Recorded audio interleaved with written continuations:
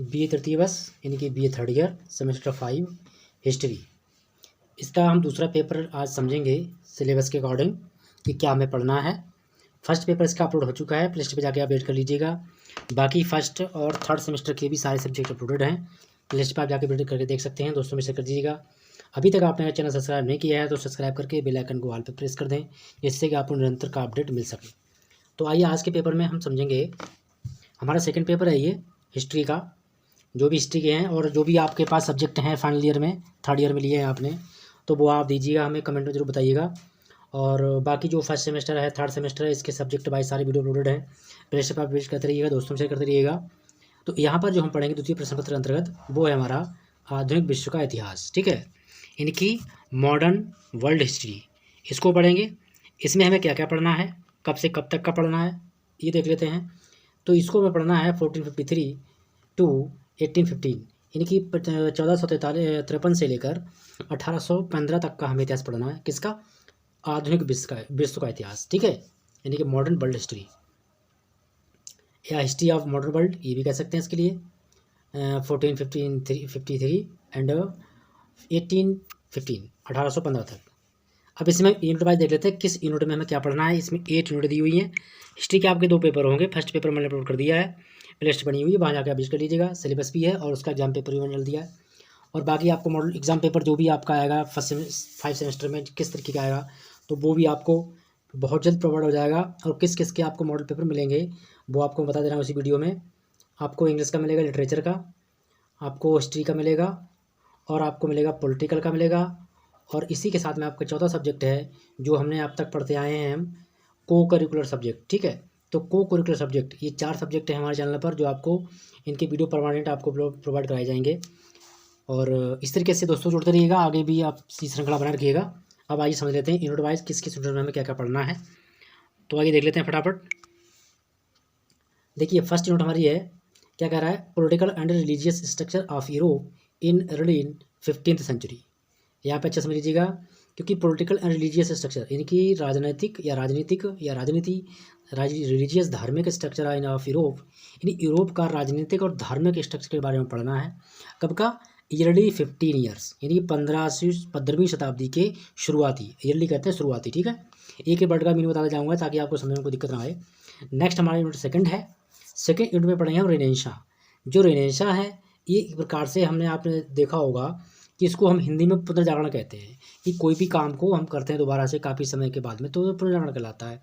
तो it's cases feature and impact, मतलब इसके कारण क्या रहे थे, इसकी विशेषताएं क्या हैं, फिर इसका प्रभाव क्या पड़ा लोगों पर या समाज पर, ये सारी चीज़ इसके अंदर पढ़ेंगे। तो ये यूनिट सेकंड हुई, इस प्रकार से हमने कंप्लीट कर दी। बात करते हैं यूनिट थर्ड में। थर्ड में क्या पढ़ना है हमें, reformation movement in Europe and rule of Martin Luther. आपने मार्टिन लूथर का नाम सुना होगा अक्सर, इनका काफ़ी नाम चर्चा में रहता है। तो यहाँ पर हम क्या समझेंगे, रिफॉर्मेशन यानी कि सुधारवादी मूवमेंट, आंदोलन इन यूरोप, यूरोप के सुधारवादी आंदोलन के बारे में पढ़ेंगे। साथ ही पढ़ेंगे रूल ऑफ मार्टिन लूथर के नियमों के बारे में भी पढ़ेंगे, उनको भी जानेंगे।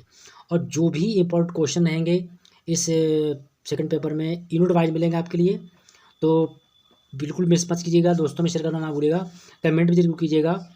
और यूनिट हमारा थर्ड कंप्लीट हो गया, मैंने आपको की मीनिंग बता दिया है। यूनिट 5 में हमें क्या पढ़ना है, रिलीजियस वारफेयर, यानी कि रिलीजियस जो युद्ध हुआ था वो किस प्रकार से हुआ था।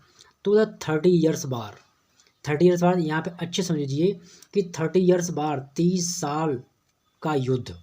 ठीक है, ये पढ़ना है यूनिट 4 में। ठीक है, इनसे जो भी इंपॉर्टेंट क्वेश्चन होंगे, वल्नरेबल क्वेश्चन होंगे, पेपर किस प्रकार का आएगा, ये मैंने इंग्लिश लिटरेचर का डाल दिया है, आप उसे देख लीजिएगा। लगभग सारे पेपर जो सेमेस्टर 5 है उनके सब्जेक्टिव वाइज तरीके से पेपर आपको मिलेंगे। तो अब यहाँ पर देख लेते हैं यूनिट हमारी जो 5th है। 5th यूनिट क्या कर रहा है, glorious revolution and development of cabinet system in England. Very most important topic है ये, यानी glorious revolution and development. Glorious कहते हैं ग्रांड यानी शानदार, रिवोल्यूशन क्रांति होती है, एंड डेवलपमेंट और विकास। ठीक है, यानी शानदार जो क्रांति हुई, चमकदार या भव्य, तो उसकी क्रांति को पढ़ेंगे। और डेवलपमेंट यानी कि उसका विकास क्या हुआ, किस तरीके से विकसित किया गया, उसको पढ़ेंगे। क्या पढ़ेंगे विकसित के रूप में, cabinet system in England. England में जो कैबिनेट सिस्टम है उसको, उसकी हम क्रांति और उसका विकास, इसके बारे में पढ़ेंगे। इसका हिंदी मीनिंग हुआ। इसी में यूनिट हमारा 6 है। 6 यूनिट में क्या हुआ है, इसमें आपको पढ़ना है industrial revolution in 18th century, American revolution. तो यूनिट जो 6 है, यहाँ पर मैं 1 मिनट का लिए रुकूंगा कि जो भी हमारा सेमेस्टर फर्स्ट, थर्ड और फिफ्थ, तो फर्स्ट के जो भी हमारे स्टूडेंट्स हैं वो अधिक लोग जोड़ते रहें, क्योंकि फर्स्ट सेमेस्टर का इंग्लिश का कंप्लीट कोर्स अवेलेबल है आपका, लिटरेचर का, जनरल का भी चला रहा हूँ मैं, थर्ड सेमेस्टर का भी अवेलेबल है, कंप्लीट कोर्स अवेलेबल हो गया आपके चैनल पर, प्ले स्टोर में आकर विजिट कीजिएगा। और जो फोर्थ सेमेस्टर, आपका जो फिफ्थ सेमेस्टर है, तो फिफ्थ सेमेस्टर में मैंने इंग्लिश के वीडियो, सिलेबस और मॉडल पेपर अपलोड कर दिए हैं, तो उन्हें आप देखिएगा और दोस्तों शेयर कीजिएगा। और इस पेपर का भी बहुत जल्द आपके लिए मॉडल पेपर मिल जाएगा कि किस तरीके से यूनिवर्सिटी आपको पेपर कराएगी। तो हम बात कर रहे थे यूनिट 6 की। 6 में क्या है, revolution, industrial revolution. Industrial revolution कहते हैं औद्योगिक क्रांति, कब हुई थी, इन 18th सेंचुरी, 18वीं शताब्दी में हुई थी। कहाँ हुई थी ये, तो हम इसके बारे में पढ़ेंगे, अमेरिकन रिवोल्यूशन यानी अमेरिका की क्रांति। ठीक है, अमेरिका क्रांति को पढ़ेंगे किसके अंतर्गत, 18th सेंचुरी यानी 18वीं शताब्दी में जो अमेरिका में क्रांति हुई थी। कौन सी क्रांति हुई थी, इंडस्ट्रियल रिवोल्यूशन, औद्योगिक क्रांति। आई होप ये समझ गए होंगे आप लोग। अब हम देखते हैं यूनिट नंबर हमारा 7 क्या है, फ्रेंच रिवोल्यूशन।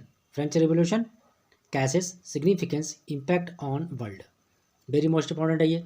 इसमें देखिए ऊपर हमने किसका पढ़ा था, अप साइड में अमेरिकन रिवोल्यूशन को पढ़ा, किसमें, 18th सेंचुरी में। अब इसी के अकॉर्डिंग जो नीचे हम देख रहे हैं, फ्रेंच रेवोल्यूशन यानी कि फ्रांस की क्रांति कैसे हुई थी, क्या हुआ था, तो कैसे हमें कारण पढ़ना है, सिग्निफिकेंस महत्व पढ़ना है, and impact on the world, और संसार पर उसका क्या प्रभाव रहा उसके बारे में भी पढ़ना है। तो इस प्रकार से आप यूनिट 7 समझ गए होंगे। यूनिट 8 की बात कर लेते हैं।